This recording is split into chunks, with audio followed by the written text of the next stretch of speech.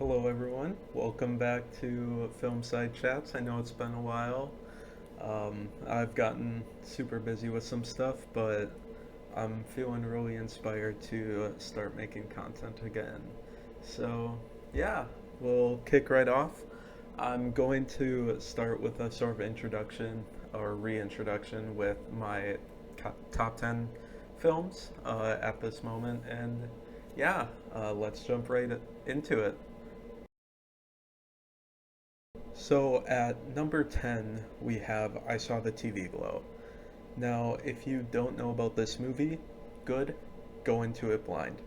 It's an incredible movie that I don't want to talk about too much, but it's visually incredible. It has a feel of a just watching on a VHS tape.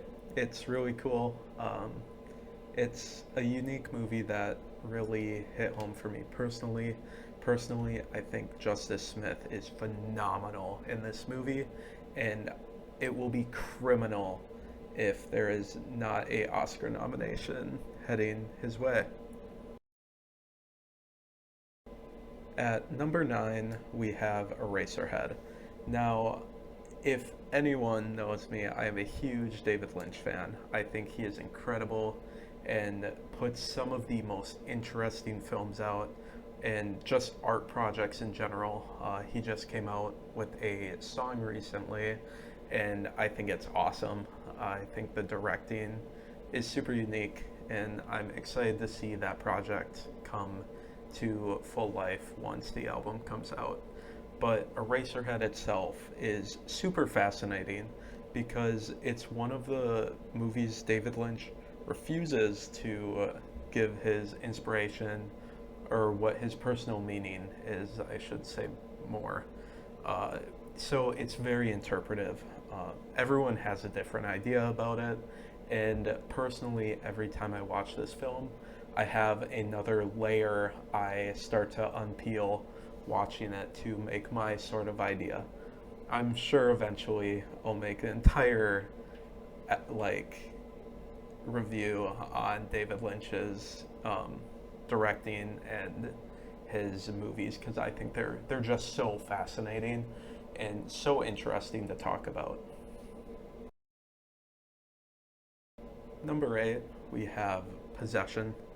I'm sure a lot of you guys know Possession based off of the iconic scene of the alleyway that is really coolly inspired in the First Omen. If you went to see that this year, it's a really cool film, and I think it's a lot more than just that one scene.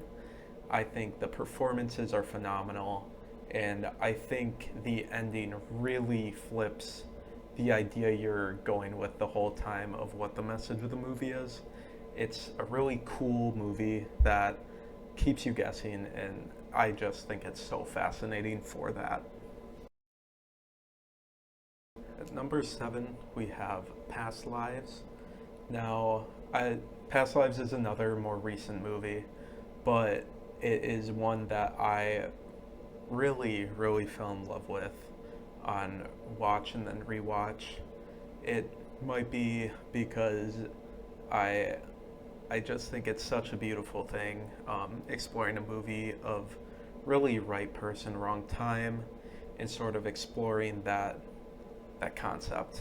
Um, it's a beautiful movie. I think Greta Lee is one of the most interesting actresses um, on the scene right now. I really like what she does.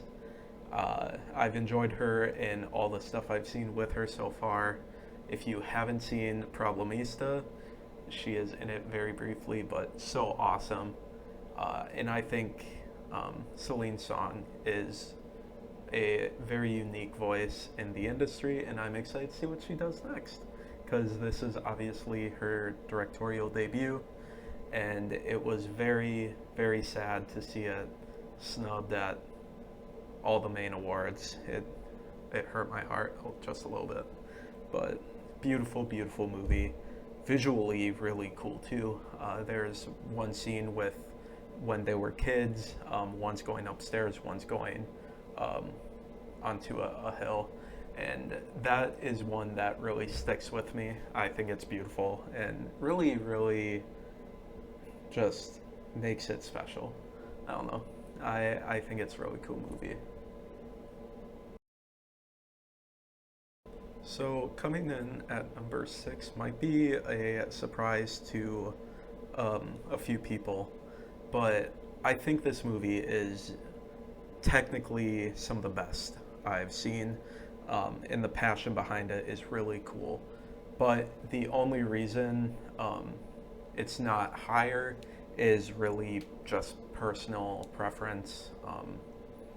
And yeah, so number six is Parasite.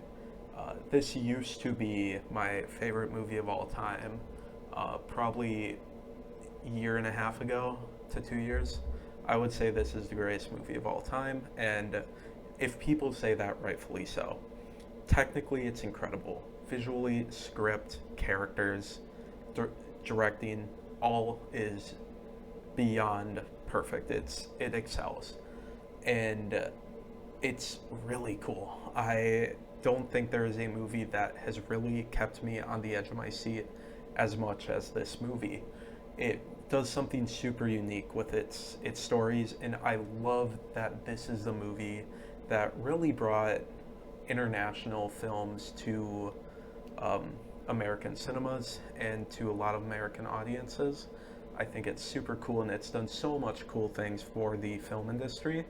I'm super excited to see what Bong Joon Ho does next with Mickey Seven and then his future projects, because I think he is one of the most interesting artists in the industry that really has a lot more films to go, and I think it's going to be really exciting to see what happens next.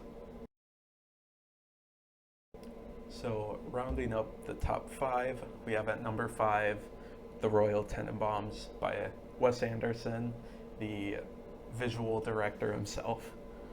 This movie, I think, does something really unique with Wes Anderson movies that, and that is it really highlights his directing talent.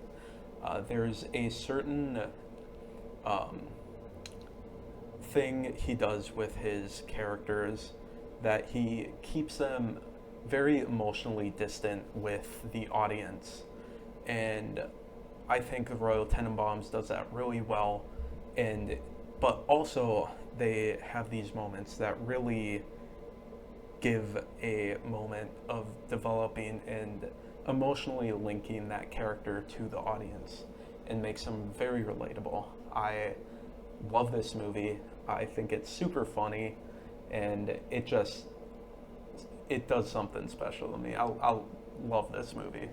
It is just so cool, and I'm excited because I'm planning on talking about this again. So I'll spare you the that time now, because I really want to dive into it and talk about why I think it's so phenomenal in the future. For number four, I have a little older of a movie by Wim Wenders. It's called Wings of Desire. I think this movie tells such a gripping story about the West and East Berlin, and the Berlin Wall, and the conflict that had with its citizens. But also, it very, very very much focuses on the personal aspect of these angels who are watching this happen and the people that it's affecting. And I think it's really beautiful.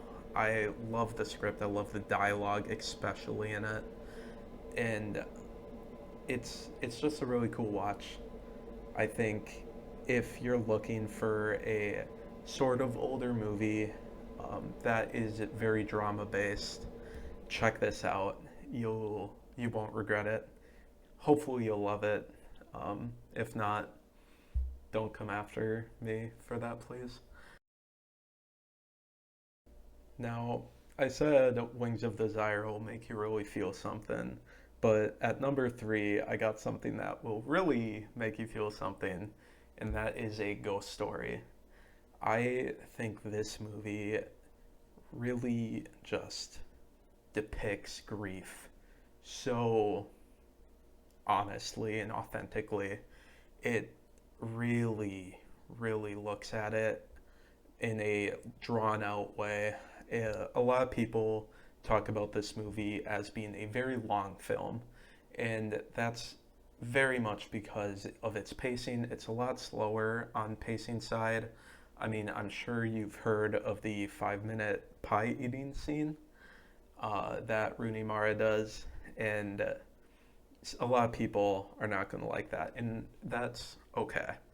But I think this movie really knows what it's going for, and I think it's admirable to have that sort of slow pace and really look at the breakdown of this person as she loses someone she really cared about, and examining how that would look from an outsider view of the person that she has lost. I think it's so unique.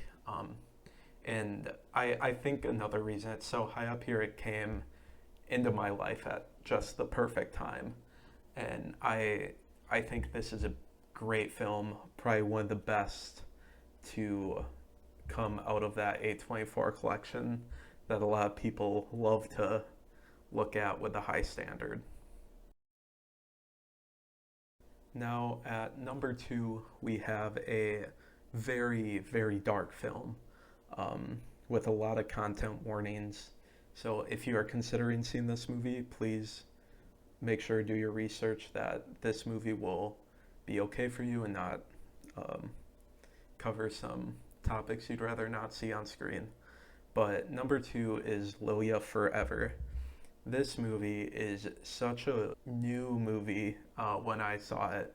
I actually saw this in a basement of a friend's house, and after watching that movie and ending at like 2 in the morning, I felt a void in my chest. It's a very dark, draining movie that depicts some very disgusting, but very real things that go on in this world, and it really makes you think. And I think it's just such a unique movie, um, especially how it really portrays these acts of terrible, terrible crimes. Um, and yeah, it's a movie where if you can sit through it, I think it's worth it. Um, in my head, it's very much the Russian version of Requiem for a Dream, if you've seen that movie. Now, at number one, we have the movie I adore. I will talk about this forever. I think it's such a goofy yet serious movie, and that movie is House. I'm sure a lot of you have seen clips of this movie, whether it is the just different scenes with the cat or the piano eating one of the characters, or just dancing skeletons. It is a very goofy, haunted house movie that came out of Japan. The reason I love this so much is on the surface level, it's a very goofy, um, stereotypical, some would say, movie. But as you look at the director's story, it's such a unique story, and how this was supposed to be an inspiration from Jaws, I think is just awesome. And how the director wanted to portray um, the dropping of the nuclear bomb. I think that's just such an added layer to this movie that any rewatch really makes you think, oh wow, this is actually a really personal and deep movie that I don't think I've seen with a lot of other uh, things I've seen. So I don't know. I really like it. I think I'll always laugh at all the just ridiculous moments. I mean, you've got a dude turning into like bananas and stuff. So But it's a great movie. I highly recommend it. I mean, Bill Hader even recommended it, so I mean, kind of gotta watch it. Just try it. It's worth it. Even if you don't think it's a good movie, I guarantee you you'll have a fun time. And yeah, that really rounds out my top 10 movies. I'm super excited to be back. I have some video ideas cooking in the mind, and hopefully I can get those out soon. Um, yeah, hope you guys are ready for a really fun journey because I'm very fired up about talking about movies again. I'm very excited. So yeah, thank you guys for watching. Hope you stick around for the ride. And yeah, see you on the flip side and stay safe out there.